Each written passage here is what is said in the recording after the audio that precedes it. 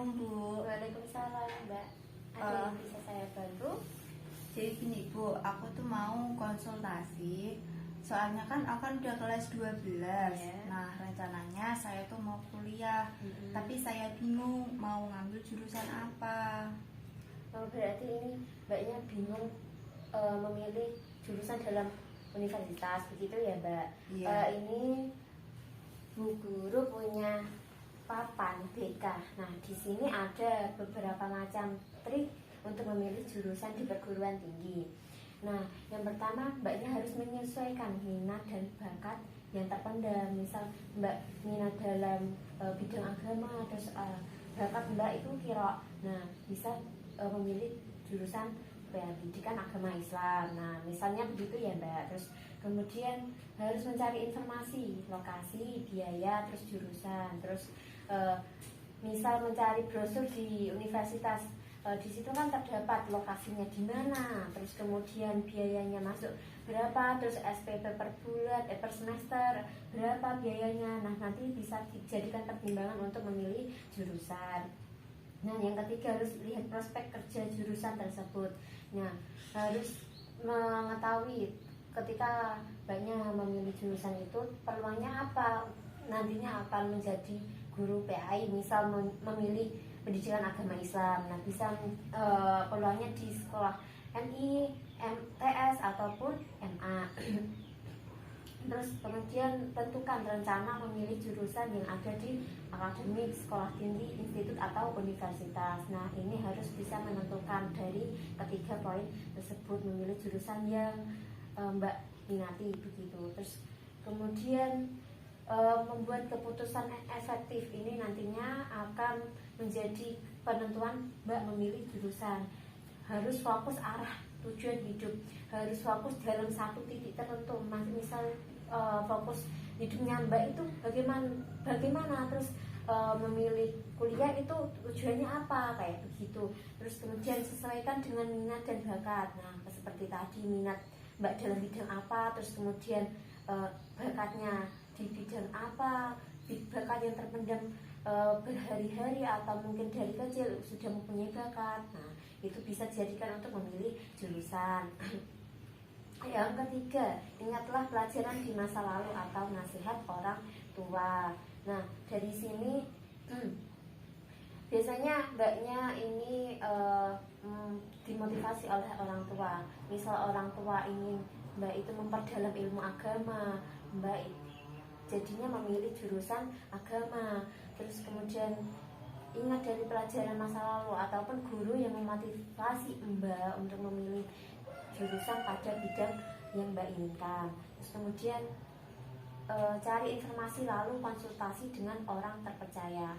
Nah, milih informasi dari beberapa universitas yang ada, misalnya yang ada di Jepara ini. Terus kemudian Mbak konsultasikan kepada teman ataupun orang tua yang mungkin kamu percayai begitu. Terus misal pengen ini tapi kamu pengen antara jurusan A dan B, terus kamu bingung. Nah, kamu bisa berkonsultasi dengan teman dekat ataupun orang tua.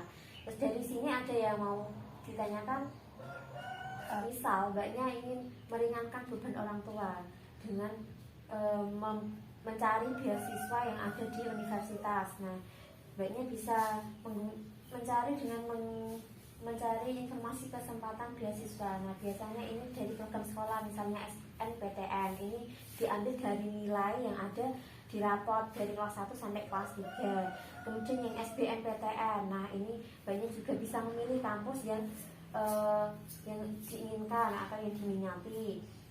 Kalau yang selanjutnya, tentukan beasiswa yang paling cocok, yang dibutuhkan Anda itu seperti apa beasiswa, terus kemudian bidangnya sesuai apa tidak yang ada di universitas tersebut.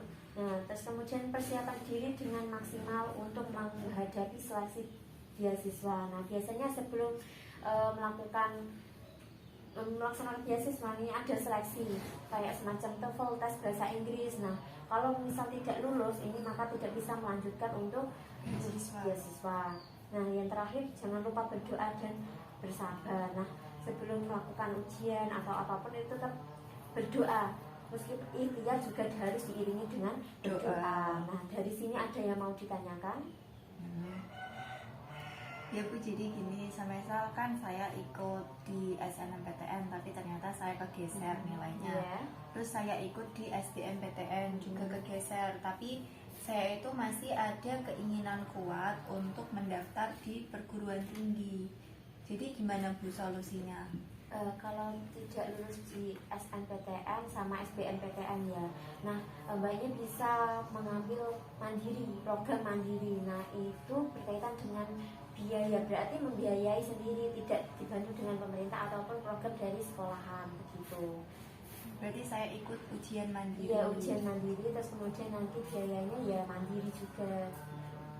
Iya Bu, terima kasih.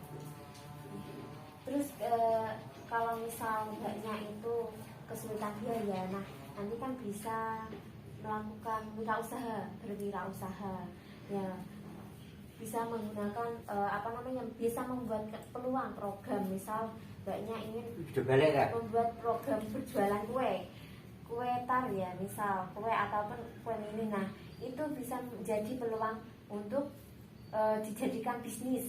Nah terus kemudian harus fokus. Kalau sudah fokus dalam produk kue tersebut, nah harus fokus tertentu pada produk tersebut, jangan beralih misal pengen usaha yang lain, itu jangan, harus fokus pada titik produk kue tersebut. Nah terus harus berani memulai, jangan ragu untuk rugi, jangan ragu untuk nanti tidak untung. Nah kalau berani memulai pasti harus berani bertanggung jawab, nanti bisa kok bisnis tersebut itu dikembangkan semaksimal mungkin. Terus harus optimis, tetap. Nah, namanya juga usaha pasti ada untungnya juga, tidak pantang menyerah juga. Terus kemudian jangan malu untuk memasarkan produk yang ada. Terus harus berbanyak jaringan, ini bisa digunakan dengan media sosial ya.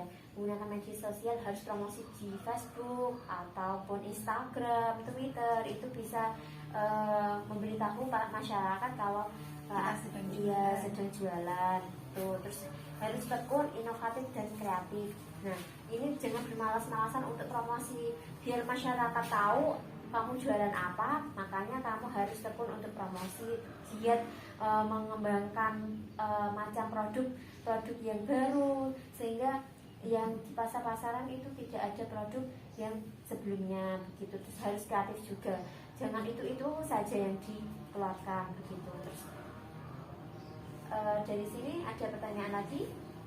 Cukup Bu, sepertinya saya itu harus mengenali diri saya terlebih dahulu, mulai dari bakat saya dan lain sebagainya untuk memilih jurusan. Iya begitu, harus tahu.